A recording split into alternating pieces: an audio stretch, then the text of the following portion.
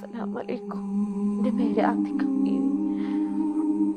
എൻ്റെ ഭർത്താവ് മുഹമ്മദ് അലി തങ്ങൾ വെളിമുക്കിലാണ് ഞങ്ങൾ താമസം. എനിക്ക് ശ്വാസകോശത്തിലെ ക്യാൻസറാണ്. 2.5 വർഷമായി തുടങ്ങിയിട്ട്.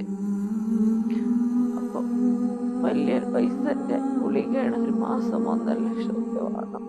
അപ്പം എല്ലാവരും കഴിയണത് സഹായിക്കും. അസ്സലാമു അലൈക്കും. എൻ്റെ പേര് ആയിഷയാണ്. എൻ്റെ ഉമ്മയാണ്. എൻ്റെ ഉമ്മക്ക് ശ്വാസകോശത്തിൻ്റെ ക്യാൻസറാണ്. നിങ്ങളെ കൊണ്ട് കഴിയുന്ന സഹായം എല്ലാവരും ചെയ്യും. അസ്സലാമു അലൈക്കും വറഹ്മത്തുള്ളാഹി വബറകാത്ത്. പ്രിയപ്പെട്ടവരെ, ഞാൻ റഫ്സൽ ഒളവണ്ണ. ഞാനിപ്പോൾ നിൽക്കുന്നത് കോഴിക്കോട് MBR ക്യാൻസർ സെൻ്ററിലാണ്.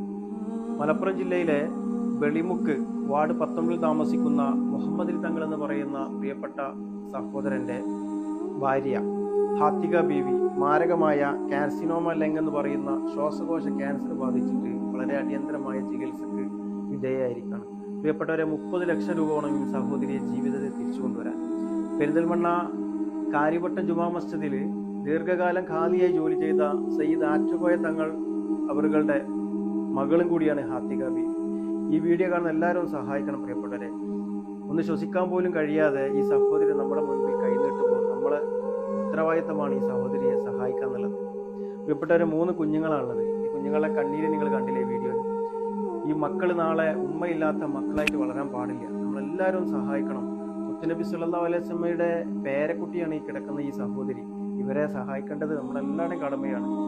പരിശുദ്ധമായ റമദാൻ മാസത്തിലെ പുണ്യമാക്കപ്പെട്ട ഈ മാസത്തിൽ നമ്മൾ നൽകുന്ന ഹദിയ ഈ കുടുംബത്തിനാകട്ടെ, അർഹതപ്പെട്ട ഈ കുടുംബത്തിനാകട്ടെ. പ്രിയപ്പെട്ടത്, അസ്സലാമു അലൈക്കും. എൻ്റെ അമ്മച്ചിയാണ്.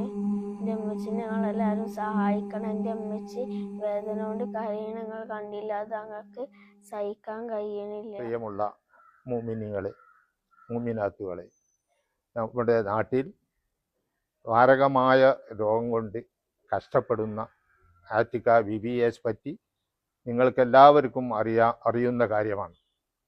ആ മഹദിയെ നിങ്ങൾ എല്ലാ നിലക്കും സാമ്പത്തികമായി നിങ്ങൾ സഹായിക്കണം.